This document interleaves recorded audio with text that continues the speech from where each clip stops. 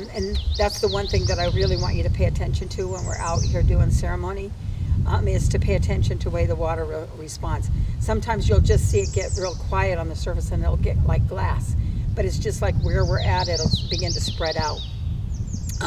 Sometimes the sunlight on the water, you'll see the sunlight on the water, and all of a sudden everything will light up as you're sending these prayers and asking for us to come back into right relationship with the water and remember our stewardship. The water will respond, and you'll get like these little fireflies, not just the glistening of the water, but you'll just get more sparkliness coming through, and it'll go away, and it'll come back in response to what you're saying. And so just pay attention. And then the other thing you're going to notice, especially out here, not so much as it's harder in the cities, but the plant people will respond, the animal nations will respond, because they haven't forgotten their original instructions of how to live in harmony. And we're the only ones who have. And so as we begin to walk that prayer and they feel that energy of love, respect, and gratitude for the water that they know they have to depend on, they'll begin to respond. And so you'll see birds that just like fly right in front of your face, or dragonflies that come and walk with you, or any number of things. Eagles, golden eagles, bald eagles we've already seen. Yesterday we were doing a blessing on a bridge, and a duck flew right under the bridge, right under where we were tying the prayer tie for to carry that prayer bundle to leave on the bridge, and he flew right under that bundle and just right along the top surface of the water. And so they hear and they respond in ways that if you're not really paying attention, you might not see. So as you walk, that's the one thing I want people to do, is to really start to reconnect, because the problem with our water really is that we've broken our connection to the water. We don't see it as our source of life anymore. We've come to it's our resource, and we expect to turn the tap and it just to be there. We're not carrying it anymore, which is why we're carrying it. We're not physically carrying that water, even if it's just from the well to the house. We're not physically carrying it, so we don't have the same respect that it's there when you turn that tap on. And years ago when I went to my first Sundance, I had saved $2,000 and I wanted to do something for an elder, and I decided I wanted to put a well in for somebody that didn't have a well. And these very wise young men at Sundance said, "Oh, we know the perfect person to take you to." And so they took me to this elder, and when we came upon him, he's got a stick across his shoulders and 2 white plastic buckets full of water, balanced on those, and he's carrying his water. And so they stop and put his water in the truck and put him in the truck, and we go back to his house, and they introduced me and said she really wants to do something really nice for an elder, and she wants to put in a well, and we thought she should talk to you about putting in a well. And he said, "Oh, wow, you want to make a well for me?" And I said, "Yes, I'd like to do that, so you don't have to struggle with the water." And he walked over to his buckets, and he took 2 jelly glass jars off the counter. We had just one room, and he scooped up the water, and he brought one back and he handed it to me, but he didn't let go. And then he said, "I have friends in town. They have running water." And I go and they turn the tap on and let it run and run and run until it's cold. But he doesn't let go of the glass, so I look up at him and he goes, "Me, I'm just glad it's in my bucket, and I'll carry my water till I die, because I'll always remember." And that was really, it really was. And so he convinced me that I needed to use the money to buy school supplies for the school. and so, I've been really blessed in my life. I wanted to ask grandmother CaroleBubar-Blodgett, organizer of the 2018 Water is Life walks along the Housatonic River. And I wanted to know the excitement that she shares about organizing this walk and being on the rivers, walking with the water. She talks about the gifts that she receives by doing this work. And so my question is about, you invite so many people to join you in this walk, and that everyone has an opportunity to receive these same gifts. And I would love to hear in your words that story about receiving gifts because we're walking with the spirit of water. Oh, wow. I love the song by Bob Seger about by the river. And in that river, he says everything so succinctly as to how I feel when I'm down by the river, and that there's a rhythm and a flow. There's a power that you just can't know. You can't see it. You can't feel it until you're right there with that. And there's this power of the seen and the unseen that makes itself visible. The other day we were saying the closing prayer, and the sun was setting, and so you had these beautiful sparkling ripples on the water, all being lit up by the rays of the sun. And so as I was saying this prayer and asking that we all come back to that understanding of our stewardship of the water, it was the visibility of the water responding, because it looked like a million fireflies just lit up and all that sparkling, and then they died down. And every time I would say something, the water would respond to the words. Dr. Emoto has proven with his pictures that water does listen, water does respond, the same way our ancestors had always known, and they taught me that, just watch the water, listen to the water. It will respond.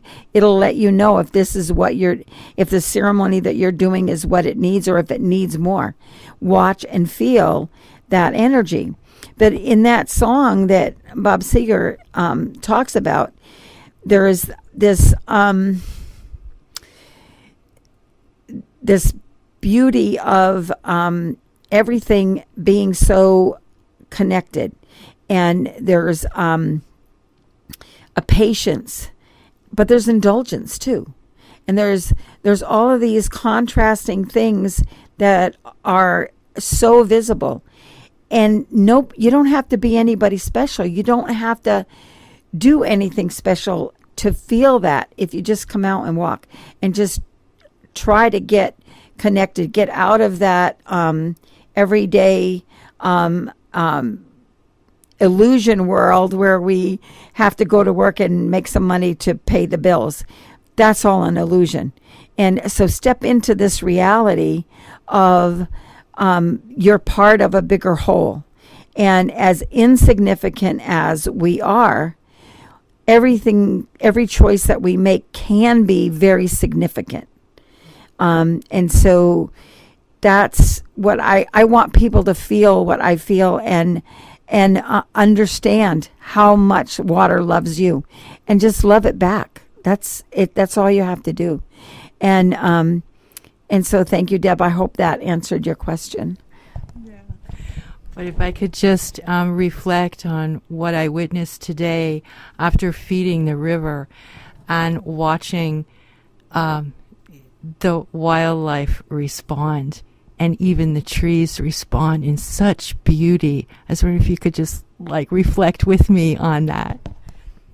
Yeah, and so we're offering food to the water because it feeds us, and so we're acknowledging the gifts that the plants give us. Those medicine plants that grow in and around the waters, and so acknowledging that gift of life that they give us in order for us to survive, and none of that would be here without the water. And so we're offering these things, and the duck just flies right under the bridge and right along the very surface of the water, right under where we were. And then all the little, I call them helicopters, spinning out of the trees and just right down into the water, right where we're standing. And so And then we have a female cardinal come in. And I see this all the time where the wildlife just comes. They feel and sense that change in the energy because they're water too. And they understand that they need that water. We're the only ones who have forgotten that interconnection. We're the only ones who have disconnected. And we just need to plug in again.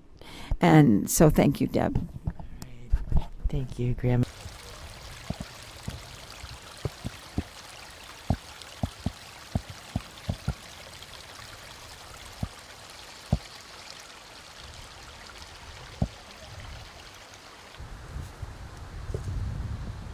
You can wave or anything you want. Where are we? We are in No Bottom Pond. And what are we doing here?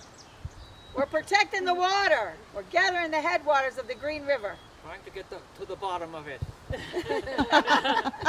Bottom of No Bottom Pond. Don't make me laugh. I'm moving the camera too much.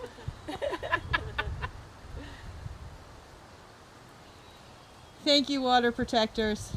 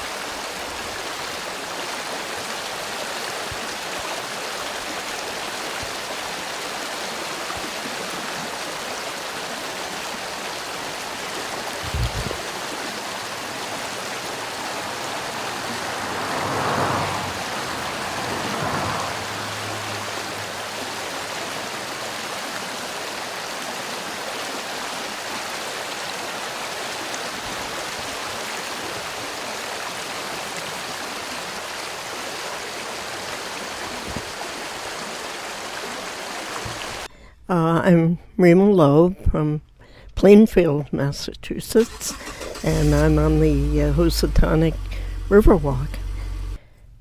For me, it's the understanding that the water is the blood of my mother and grandmother, the earth, and also that, my babies grew in that water, and as we all have, At Standing Rock, it wasn't just a phrase. We came to understand deeply water is life. It's simple. And I guess I consider myself a water protector now. I'm not much of a warrior anymore.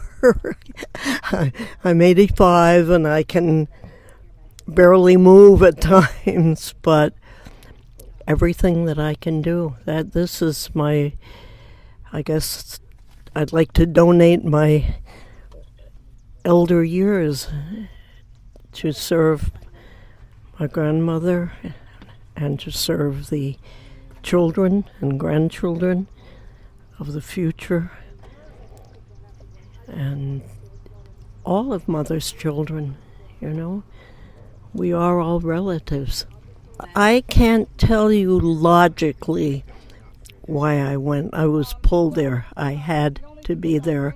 Of course, it's Lakota territory. I'm what they call Hunka, adopted Lakota. I have Lakota grandchildren and great-grandchildren, and so that's part of my family is there in South Dakota and Nebraska and so forth. But I think that most of us who went there knew we had to go. When I left Standing Rock, it was very hard. After the Indigenous Women's Ceremony, which, by the way, is the most beautiful women's event I have ever seen. The young indigenous women led that march, and the men were so respectful. This is what real warriors are, real men. They stayed on the sides and the back and walked in prayer and with respect. And it was a beautiful, beautiful event.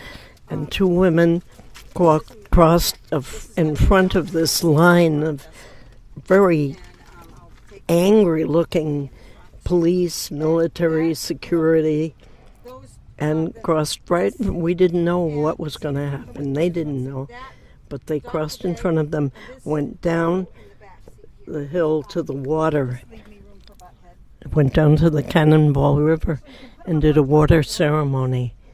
And then they came back, very calm, and we all turned around and returned to our camps. And and then it was raining then, and before the evening was over, it was snowing. And they had just finished at Sacred Stone Camp, the Straw Bale Schoolhouse. It was so beautiful. We were so proud of those people who built that, the men who went up on that roof and did the whole thing. It was warm, it was beautiful, and of course that was destroyed by the BIA at the end. And I consider that tribal council, and I'm not Lakota by birth, but by my Hunka relationship, I am very close to my relatives, and what the tribal council did was wrong. They abandoned everyone. You know, they said, everyone come. All right, now the Army Corps of Engineers says that they're going to do a study, so you can all go home. I can't eat any of this. They didn't get it. And I would like to have stayed through that winter, but my daughter was out there with her friends, and she said, Mom, you're coming back with us. You're going to fall and break your hip, and you won't be any good to anyone. And so, you know, I've learned years ago you don't argue with a daughter. And so I went back, but in February. No thanks. In February, my son went out to bring a whole truckload of supplies, solar panels, food, clothing, everything that people needed. And I said, I want to go with you. And we went back, and we stayed until, well, it was, I think, the 27th when we were driven out. I got very sick from, everybody said I had the dapple cough. The helicopters kept coming in. One helicopter would come in every morning when we were doing a women's water ceremony. They would come so low, like almost like they were going to land. We used to laugh at them and say, you know, why don't you guys come down and learn to pray? Come join us. But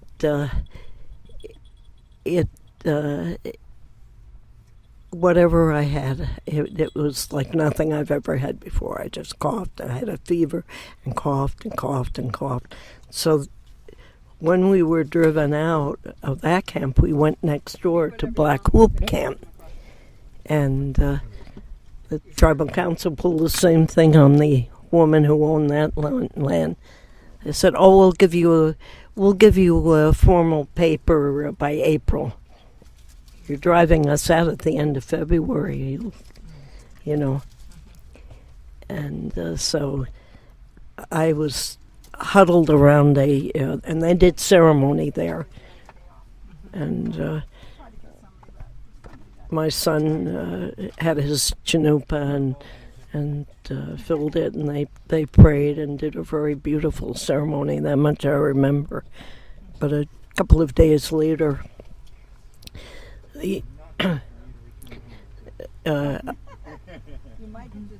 the owner of the land's son came to where I was sitting and by a stove, old house, and he said, "Is this your stuff?" I said, "Yes." He gathered up my blanket and everything, and then took me by the other arm, and he said, "We have to go fast. They're here with guns." And we had already been told, the medicine people had said, "No more front lines. They have guns loaded. They will use them." And, none of us wanted to see another Wounded Knee. There were children in our camp at Sacred Stone, So we left. They think they've won. They're afraid of the prayer and the unity.